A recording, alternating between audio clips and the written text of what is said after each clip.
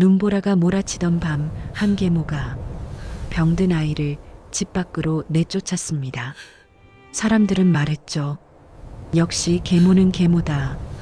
그런데 그날 아이 손에 쥐어준 약첩 하나에 모두가 몰랐던 진실이 숨겨져 있었습니다. 그 여자는 아이를 버린 게 아니라 살리기 위해 가장 나쁜 어른이 되었습니다. 안녕하세요. 은빛 이야기입니다. 오늘도 귀 기울여 주셔서 감사합니다. 그럼 오늘 이야기를 지금 바로 시작합니다. 조선 후기 산골 깊은 곳에 자리한 작은 고을이 있었습니다. 그곳에 중소지주 집안이 하나 있었죠. 넓지는 않았지만 마을에서 손꼽히는 집이었습니다. 기와 지붕을 인 사랑채와 안채가 단정하게 자리하고 있었습니다. 그 집의 가장이 갑자기 세상을 떠났습니다. 급병이었죠. 사흘을 앓다가 눈을 감았습니다. 집안은 순식간에 상가가 되었습니다. 남은 이들은 둘뿐이었습니다. 가장의 후처인 서연과 병약한 의부사들 도윤이었죠. 서연은 30 중반의 여인이었습니다. 얼굴은 차가웠고 말수는 적었습니다. 도윤은 12살 남짓한 아이였습니다. 태어날 때부터 몸이 약했죠. 기침을 달고 살았고 추위를 견디지 못했습니다.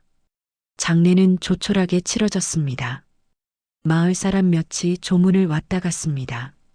서연은 상주로서 예를 갖췄지만 표정은 변하지 않았죠. 도윤은 구석에 앉아 있었습니다. 눈물도 흘리지 못했습니다. 그저 멍하니 앞을 바라볼 뿐이었죠. 장례가 끝나기도 전이었습니다. 서연은 도윤을 불렀습니다. 도윤은 떨리는 발걸음으로 서연 앞에 섰습니다. 서연은 차갑게 말했습니다. 이제 너는 이 집에 있을 수 없다. 도윤은 고개를 들었습니다. 서연의 눈빛은 얼어붙어 있었죠. 내 아버지가 돌아가셨으니 우리는 남남이다. 내일 아침 짐을 싸거라. 도윤은 아무 말도 하지 못했습니다. 서연은 돌아서서 사라졌습니다. 그날 밤 눈보라가 몰아쳤습니다. 바람은 사나웠고 눈은 거세게 내렸죠. 서연은 도윤을 대문 앞으로 데려왔습니다. 도윤은 얇은 저고리 하나만 걸친 채였습니다. 서연은 작은 보자기 하나를 도윤에게 건넸습니다. 도윤이 펼쳐보니 약첩 하나뿐이었습니다. 서연이 말했습니다. 이걸로 몸이나 추스르거라. 그리고는 대문을 열었습니다. 눈보라가 안으로 몰아쳤죠. 서연은 도윤을 밀어냈습니다. 도윤은 비틀거리며 대문 밖으로 나갔습니다. 서연은 곧바로 대문을 닫았습니다. 쾅 소리가 울렸습니다. 도윤은 대문 앞에 서 있었습니다. 눈이 얼굴에 쏟아졌습니다. 손에 든 보자기가 떨렸죠. 도윤은 뒤를 돌아봤습니다. 대문은 굳게 닫혀 있었습니다. 도윤은 천천히 걸음을 옮겼습니다. 눈 속으로 사라져갔습니다. 이튿날 아침 마을 사람들이 수군거렸습니다. 서연이 아이를 내쫓았다던데 역시 계모는 계모야. 불쌍한 아이 이 추위에 어디로 갔을까? 사람들은 혀를 찼지만 아무도 나서지 않았습니다. 남의 집안일이었거든요. 도윤은 그렇게 혼자가 되었습니다. 시간을 거슬러 올라갑니다. 아이가 쫓겨나기 전의 이야기였죠. 서연이 이 집에 들어온 건 3년 전이었습니다. 도윤의 생모가 세상을 떠난 지 1년 뒤였죠. 서연은 과부였습니다. 자식도 없었고 의지할 곳도 없었습니다. 혼처를 찾던 중 이 집과 인연이 닿았습니다. 처음 도윤을 본 날을 서연은 기억했습니다. 아이는 마루 끝에 웅크리고 앉아 있었죠. 얼굴은 창백했고 몸은 가늘었습니다. 기침을 하고 있었습니다. 서연은 아이를 보며 아무 말도 하지 않았습니다. 그저 고개만 끄덕였죠. 서연은 겉으로 냉정했습니다. 아이에게 따뜻한 말을 건네지 않았죠. 웃지도 않았습니다. 그저 필요한 말만 했습니다. 밥을 먹으라, 일찍 잤거라, 그런 말들이었습니다. 도윤은 서연을 두려워했습니다. 처음엔 말이죠. 서연의 차가운 눈빛이 무서웠거든요. 그런데 시간이 지나며 이상한 일들이 생겼습니다. 밤이면 서연이 도윤의 방을 찾았습니다. 아주 조용히 소리 없이 들어왔죠. 도윤이 잠든 줄 알고 말입니다. 서연은 아이 곁에 앉았습니다. 그리고 아이의 숨을 살폈습니다. 숨이 고른지 열은 없는지 확인했죠. 겨울이면 서연은 밤새 약을 다렸습니다. 아궁이 앞에 앉아 약탕관을 지켰습니다. 불이 꺼지지 않게 나무를 계속 넣었죠. 약이 다 다려지면 새벽녘이었습니다. 서연은 약을 그릇에 따라 식혔습니다. 그리고 도윤을 깨웠죠. 일어나서 약을 먹어라. 목소리는 여전히 차갑했습니다. 도윤은 눈을 비비며 일어났습니다. 서연이 건넨 약을 받아 마셨죠. 쓰디 쓴 약이었습니다. 도윤은 얼굴을 찡그렸습니다. 서연은 물을 건넸습니다. 입을 헹궈라. 도윤은 물을 마셨습니다. 서연은 아이를 다시 눕혔습니다. 이불을 덮어주며 말했죠. 자거라. 그리고는 방을 나갔습니다. 도윤은 서연의 뒷모습을 봤습니다. 허리가 굽어 있었습니다. 밤새 앉아 있었으니 당연했죠. 어느 날 밤 도윤이 열을 심하게 앓았습니다. 온몸이 뜨거웠고 식은땀이 흘렀죠. 도윤은 신음했습니다. 서연이 달려왔습니다. 아이의 이마를 짚어봤습니다. 뜨거웠습니다. 서연은 찬물을 떠왔습니다. 수건을 적셔 아이의 이마에 올렸죠. 그리고 밤새 아이 곁을 지켰습니다. 수건을 갈아주고 물을 먹이고 등을 쓸어주었습니다. 서연의 손은 거칠었지만 따뜻했습니다. 도윤은 희미한 의식 속에서 느꼈습니다. 누군가 자신을 돌보고 있다는 걸, 그 손길이 따뜻하다는 걸. 도윤은 작게 중얼거렸습니다. 어머니. 서연의 손이 멈췄습니다. 아이를 내려다봤죠. 도윤은 잠들어 있었습니다. 서연은 아무 말도 하지 않았습니다. 그저 다시 등을 쓸어주었습니다. 아침이 되자 도윤의 열이 떨어졌습니다. 서연은 그제야 자리에서 일어났습니다. 방을 나가며 말했죠. 일어나면 죽을 먹어라. 여전히 차가운 목소리였습니다. 도윤은 서연을 따랐습니다. 진짜 어머니처럼요. 서연이 마당을 쓸면 옆에서 돌을 주었고 서연이 빨래를 하면 옆에 앉아 지켜봤습니다. 서연은 아이를 쫓지 않았습니다. 그렇다고 다정한 말을 건네지도 않았죠. 사람들은 말했습니다. 서연이 차갑다고, 아이에게 정이 없다고. 그런데 아무도 몰랐습니다. 서연이 밤마다 아이를 돌본다는 걸, 약을 다리고 등을 쓸어주고 이불을 덮어준다는 걸. 서연은 끝내 웃지 않았습니다. 아이 앞에서도 누구 앞에서도요. 그저 묵묵히 할 일을 했을 뿐입니다. 차가운 말을 했지만 손은 뜨거웠습니다. 도윤은 그걸 알았습니다. 어린 마음으로도 느꼈죠. 그렇게 3년이 흘렀습니다. 그리고 가장이 세상을 떠났습니다. 가장이 죽자 집안은 흔들렸습니다. 상주는 과부와 병든 아이뿐이었죠. 의지할 어른도 지켜줄 힘도 없었습니다. 그 빈틈을 노리는 자들이 나타났습니다. 먼저 움직인 건 고을의 토호였습니다. 박진사라는 자였죠. 이 고을에서 가장 많은 땅을 가진 인물이었습니다. 그는 오래전부터 서연의 집안 전답을 탐냈습니다. 위치가 좋았거든요. 가장이 살아있을 땐 손을 댈 수 없었습니다. 그런데 이제 기회가 왔죠. 박진사는 관아의 아전들과 손을 잡았습니다. 장례가 끝난 지 사흘 만이었습니다. 박진사가 서연의 집을 찾아왔죠. 하인 둘을 데리고 왔습니다. 부인, 조의를 표하러 왔소. 박진사는 겉으로는 정중했습니다. 그러나 눈빛은 차가웠죠. 서연은 사랑채에서 그를 맞았습니다. 차를 내왔지만 마시지 않았습니다. 고맙습니다. 서연은 짧게 대답했습니다. 박진사가 말을 이었죠.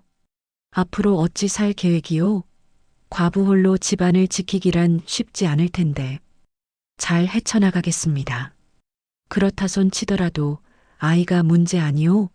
병약한 아이를 키우려면 돈이 많이 들 텐데. 서연은 대답하지 않았습니다. 박진사는 계속 말했습니다. 내가 도와주겠소. 전담 면마지기를 내게 넘기시오. 그럼 당장 은자를 드리지. 서연은 고개를 저었습니다. 그럴 수 없습니다. 박진사의 얼굴이 굳었습니다. 그는 차를 한 모금 마셨죠. 그리고는 일어서며 말했습니다. 생각해 보시오. 곧 다시 오겠소. 박진사는 돌아갔습니다. 서연은 그의 뒷모습을 지켜봤습니다. 불길한 예감이 들었습니다. 며칠 뒤 관아의 아전이 찾아왔습니다. 세금 독촉이었죠. 그런데 액수가 이상했습니다. 평소보다 2배는 많았습니다. 서연이 따졌습니다. 이건 잘못된 겁니다. 우리 집 세금이 이렇게 많지 않습니다. 아전은 비웃었습니다. 장부가 그렇게 나와 있소. 문제 있으면 관아에 와서 따지시오. 서연은 관아에 갔습니다. 그러나 문전박대당했죠. 관리들은 서연을 거들떠보지도 않았습니다. 서연은 빈손으로 돌아왔습니다. 그날 밤이었습니다. 서연은 잠을 이루지 못했습니다. 마루에 나와 앉아 있었죠. 그때 담 너머로 목소리가 들려왔습니다. 서연은 귀를 기울였습니다. 박진사께서 서둘라 하셨네. 알고 있네. 세금으로 압박하면 곧 땅을 내놓을 거야. 그런데 아이가 문제야. 병든 놈이지만 어쨌든 적자 아닌가. 나중에 자라서 땅을 되찾겠다고 나서면 곤란해. 걱정 말게. 아이는 오래 못 가네. 저 추운 겨울을 넘기지 못할 걸세. 그래도 확실히 해둬야 하지 않겠나? 그렇다면 아이를 집에서 내보내면 되지. 병약한 놈이 겨울을 버티겠나? 자연스럽게 사라질 걸세. 웃음소리가 들렸습니다. 서연은 숨을 죽였습니다. 목소리들이 멀어졌죠. 서연은 그 자리에 얼어붙어 있었습니다. 손이 떨렸습니다. 그들이 아이까지 노리고 있다는 걸 알았습니다. 아이가 집에 남아있는 한 반드시 화를 입게 된다는 것도요. 서연은 안채로 돌아왔습니다. 도윤의 방 앞에 섰습니다. 문틈으로 아이의 숨소리가 들렸죠. 고르게 자고 있었습니다. 서연은 문을 열고 들어갔습니다. 아이의 얼굴을 내려다봤습니다. 창백하고 여린 얼굴이었습니다. 서연은 무릎을 꿇었습니다. 아이의 머리를 쓰다듬었죠. 아이가 눈을 뜨지 않았습니다. 서연은 작게 중얼거렸습니다. 미안하구나. 아이는 듣지 못했습니다. 서연은 천천히 일어섰습니다.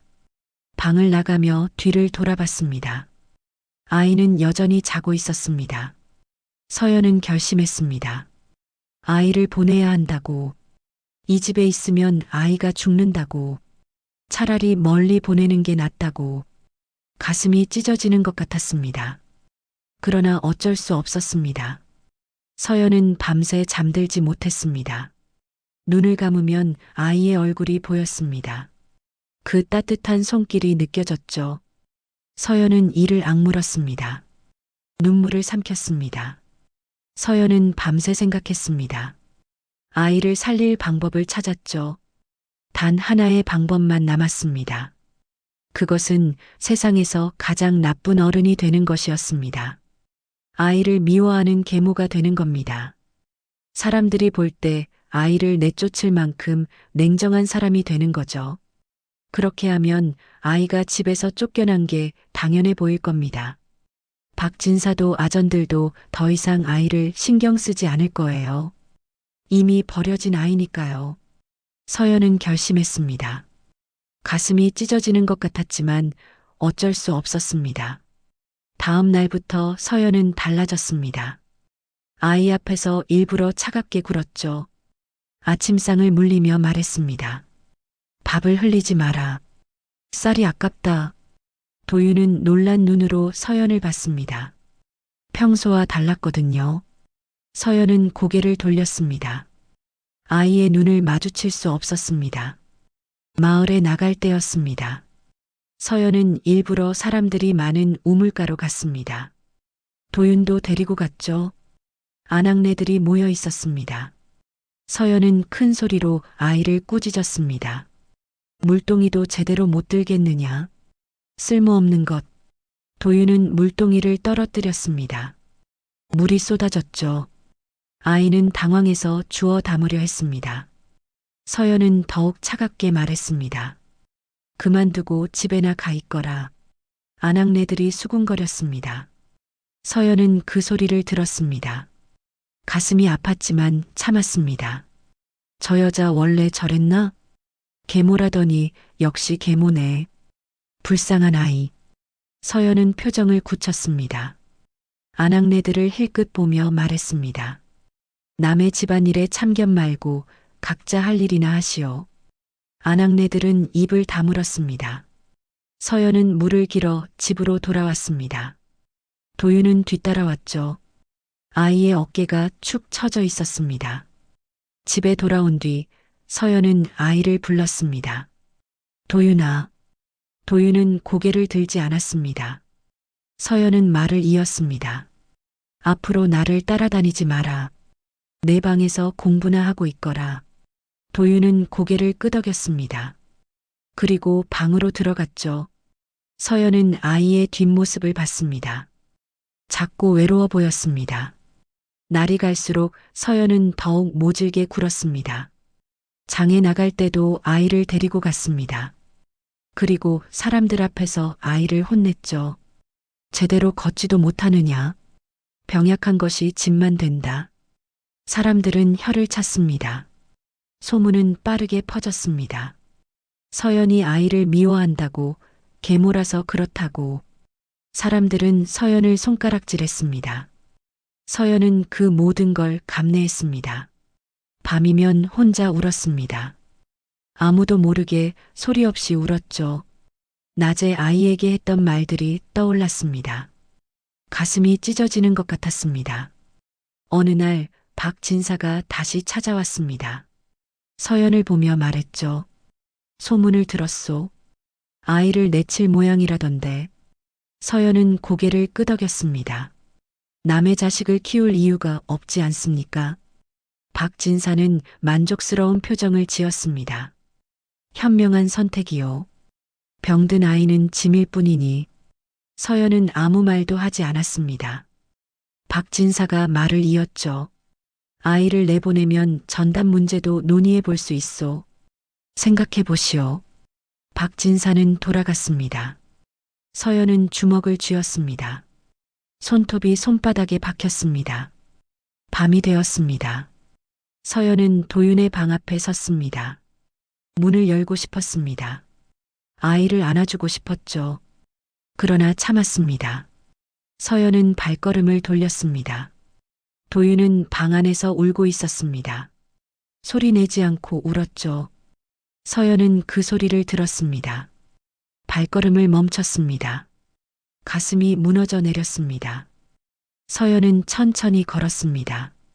자신의 방으로 돌아갔죠. 문을 닫고 주저앉았습니다. 눈물이 흘렀습니다. 서연은 소리 없이 울었습니다. 이것이 어미가 되는 방법이었습니다. 아이를 살리기 위해 미움을 받는 것, 세상에서 가장 나쁜 사람이 되는 것. 서연은 그 길을 선택했습니다. 아무리 아파도 아무리 외로워도 견뎌야 했습니다. 소문은 온 마을에 퍼졌습니다. 서연이 아이를 미워한다고, 곧 내쫓을 거라고. 아이는 이미 버려진 존재가 되었습니다. 박진사도 아전들도 더 이상 아이를 신경 쓰지 않았죠. 서연의 계획은 성공하고 있었습니다. 그러나 대가는 컸습니다. 서연의 마음은 조금씩 죽어갔습니다. 눈보라가 몰아치던 그날 밤이었습니다. 서연은 도윤을 대문 앞으로 데려왔습니다. 아이는 떨고 있었죠. 추위 때문만은 아니었습니다. 서연은 품에서 작은 보다리를 꺼냈습니다. 낡은 천으로 싼 것이었죠. 도윤에게 건넸습니다. 도윤은 떨리는 손으로 받았습니다. 이게 뭡니까? 도윤이 물었습니다. 서연은 차갑게 대답했습니다. 약첩이다. 몸이나 추스르거라. 그리고는 대문을 열었습니다. 눈보라가 안으로 쏟아져 들어왔죠. 서연은 아이를 밀어냈습니다. 도윤은 비틀거리며 밖으로 나갔습니다. 대문이 닫혔습니다. 도윤은 손에 든 보다리를 내려다봤습니다. 약첩 하나뿐이라니. 이게 자신에게 준 전부였습니다. 버림의 상징이었죠. 도윤은 보다리를 꼭 쥐었습니다. 그리고 눈 속으로 걸어갔습니다. 대문 안쪽에서 서연은 무릎을 꿇었습니다. 손으로 입을 막았죠. 울음이 터져 나오려 했습니다. 참았습니다. 소리를 내면 안 됐습니다. 서연은 천천히 일어섰습니다. 안채로 돌아갔죠. 하녀 하나가 기다리고 있었습니다. 춘향이라는 이름의 젊은 여인이었습니다. 서연이 가장 믿는 사람이었죠. 춘향아. 서연이 불렀습니다. 춘향은 고개를 숙였습니다. 예, 마님. 지금 당장 나가서 도련님을 멀리서 따라가거라. 춘향은 고개를 들었습니다. 놀란 표정이었죠. 서연이 말을 이었습니다. 아이가 살아남는지만 확인하면 된다. 절대 모습을 드러내지 마라. 아이가 안전한 곳에 자리 잡으면 돌아오너라. 춘향은 고개를 끄덕였습니다. 눈물이 흘렀죠. 서연의 진심을 알았기 때문입니다. 알겠습니다, 마님. 춘향은 도롱이를 걸치고 집을 나섰습니다. 눈보라 속으로 사라졌죠. 서연은 창문으로 그 모습을 지켜봤습니다. 한편 도윤은 눈길을 헤매고 있었습니다. 발이 시렸고 몸이 떨렸죠. 그런데 멈출 수 없었습니다. 계속 걸어야 했습니다. 도윤은 보다리를 품에 안았습니다. 약첩이라도 있으니 다행이라 생각했죠. 그런데 보다리가 이상했습니다. 무게가 약첩 하나치고는 무거웠습니다. 도윤은 걸음을 멈췄습니다. 보다리를 펼쳐봤죠. 약첩만 있을 줄 알았습니다. 그런데 아니었습니다. 보다리 안쪽 천 사이에 무언가 숨겨져 있었습니다. 도윤은 조심스럽게 꺼냈습니다. 접힌 종이 한 장과 작은 옥패 하나였죠. 도윤은 종이를 펼쳤습니다. 어둠 속이라 글씨가 잘 보이지 않았습니다. 달빛에 비춰봤죠. 서연의 글씨였습니다. 편지에는 이렇게 적혀 있었습니다. 언젠가 돌아올 날을 위해 이것을 간직하라고. 옥패는 아버지의 증표라고. 이것이 있으면 집안의 전답을 되찾을 수 있다고. 도윤은 손이 떨렸습니다. 편지를 다시 읽었습니다. 마지막 줄에는 이렇게 쓰여 있었죠. 살아서 돌아오너라. 그것이 어미의 바람이다. 도윤은 그 순간 깨달았습니다. 서연이 자신을 버린 게 아니라는 걸, 살리려고 보낸 거라는 걸. 눈물이 쏟아졌습니다. 도윤은 편지와 옥패를 다시 보다리에 넣었습니다. 그리고 품에 꼭 안았죠. 일어서서 다시 걸었습니다. 이제 살아야 했습니다. 반드시 살아남아야 했습니다. 멀리서 춘향이 그 모습을 지켜봤습니다. 아이가 걷고 있었습니다. 살아 있었죠. 춘향은 조용히 뒤를 따랐습니다. 닷새가 지난 아침이었습니다. 관아의 관속들이 서연의 집에 들이닥쳤습니다. 대문을 거칠게 두드렸죠. 서연은 문을 열었습니다. 무슨 일입니까? 관속 하나가 문서를 펼쳤습니다. 세금 체납과 토지 분쟁건으로 조사하러 왔소.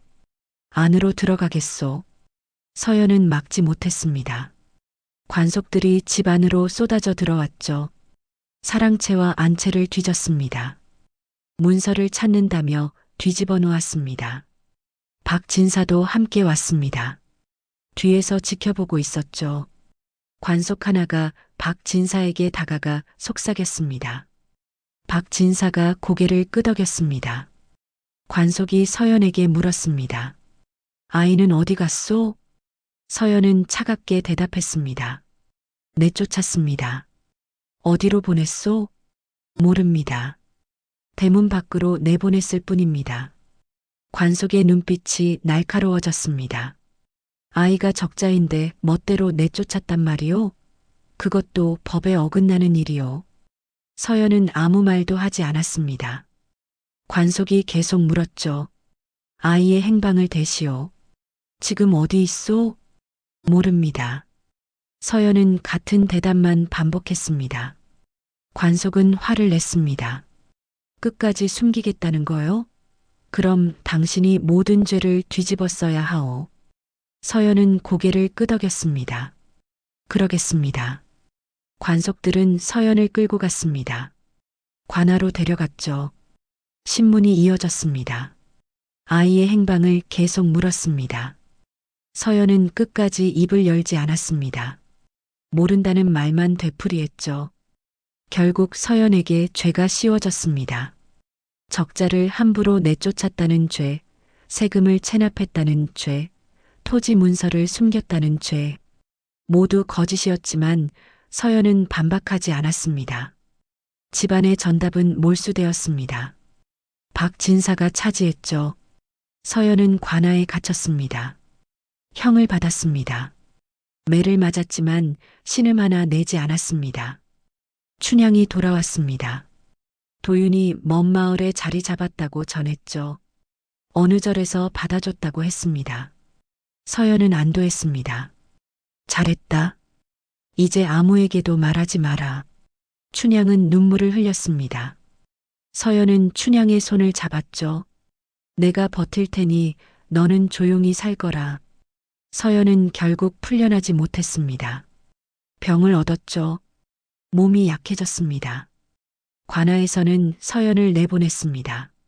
쓸모가 없어졌으니까요. 서연은 작은 움막에서 홀로 살았습니다. 아무도 찾아오지 않았죠. 마을 사람들은 서연을 손가락질했습니다. 악독한 계모, 자식을 버린 여자, 저런 사람은 벌을 받는 거야. 서연은 그 말들을 들었습니다. 아프지 않았습니다. 이미 각오한 일이었으니까요. 겨울이 왔습니다. 서연의 병은 깊어졌습니다. 기침이 멈추지 않았고 열이 떨어지지 않았죠. 춘향이 찾아와 간호했습니다. 서연은 춘향에게 말했습니다. 도윤이가 돌아올 날이 올 거다.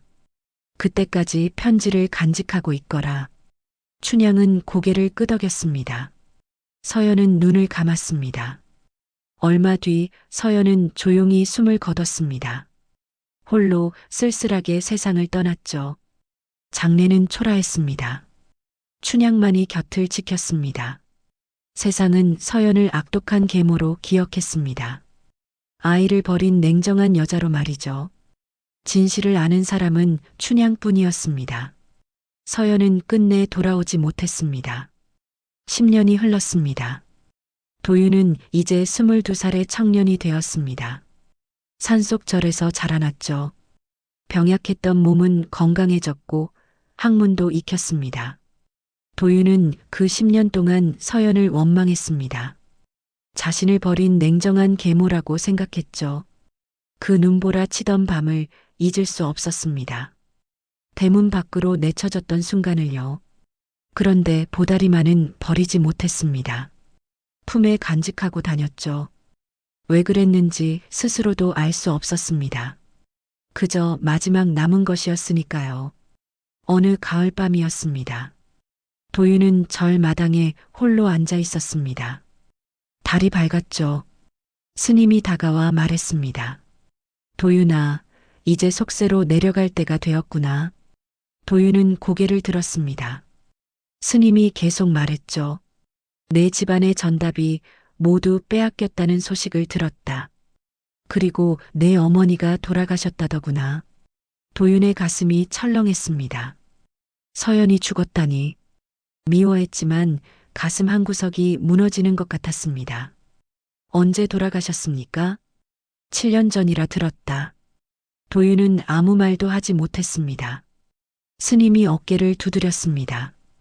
이제 돌아가 진실을 찾아보거라. 내가 알던 것이 전부가 아닐 수도 있다. 다음 날 도윤은 절을 떠났습니다. 고향으로 향했죠. 10년 만에 돌아가는 길이었습니다. 마을에 도착했을 때는 저녁 때였습니다. 옛집을 찾아갔습니다. 낯선 사람들이 살고 있었죠. 도윤은 발길을 돌렸습니다. 그때 누군가 도윤을 불렀습니다. 도련님? 돌아보니 춘향이었습니다. 늙어 있었지만 알아볼 수 있었죠. 춘향은 눈물을 흘렸습니다. 정말 도련님이시군요. 춘향은 도윤을 자신의 집으로 데려갔습니다. 작은 오막살이었죠. 춘향은 차를 내왔습니다. 마님께서 기다리셨습니다. 도련님이 돌아올 거라고 하셨어요. 도윤은 고개를 숙였습니다. 춘향이 말을 이었습니다. 마님께서 남기신 것이 있습니다.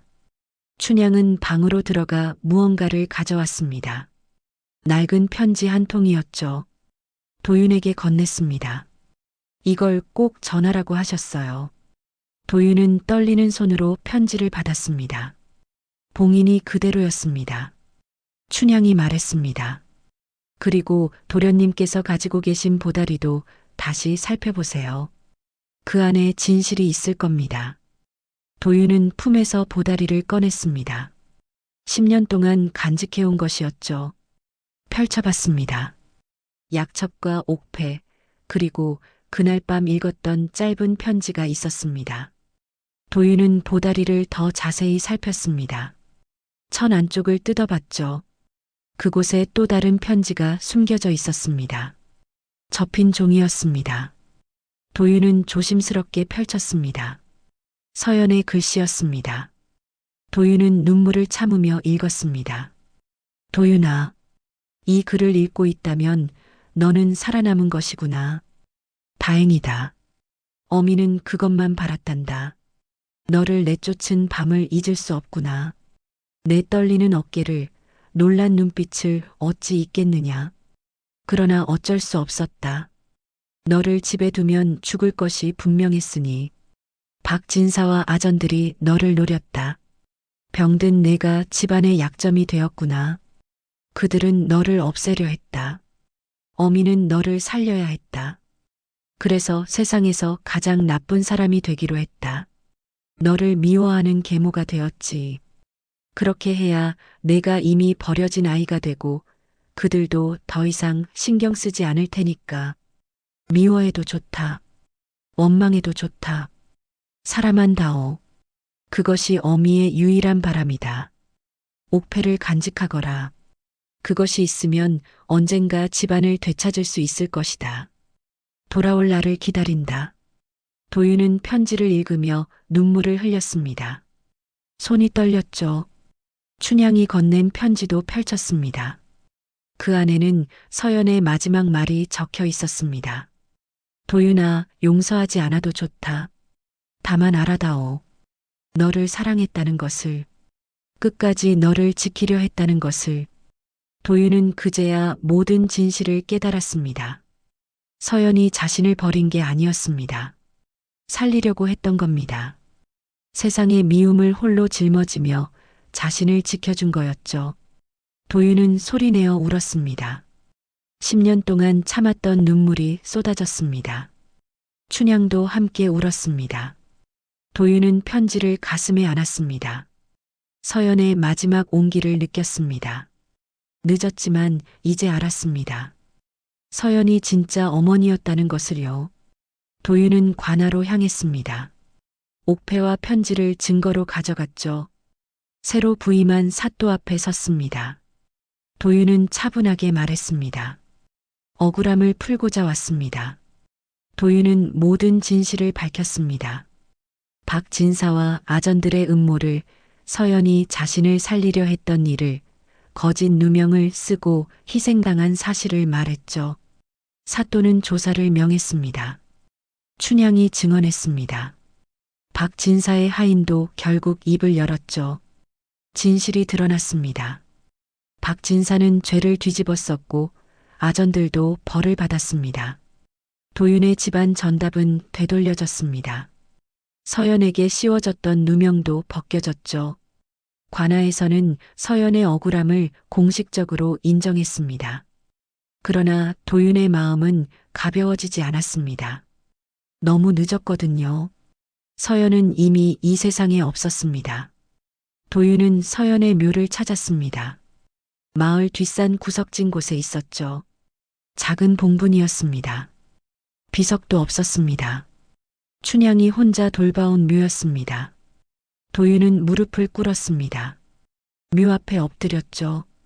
한참을 그렇게 있었습니다. 입술을 떨며 말했습니다. 어머니, 늦었습니다. 목소리가 떨렸습니다. 도윤은 이마를 땅에 댔습니다. 이제야 알았습니다. 어머니께서 저를 얼마나 사랑하셨는지, 얼마나 지키려 하셨는지 눈물이 땅에 떨어졌습니다. 어머니는 저를 낳아주진 않으셨습니다. 그러나 살려주셨습니다. 목숨을 걸고 지켜주셨습니다. 도윤은 고개를 들었습니다. 하늘을 올려다봤죠.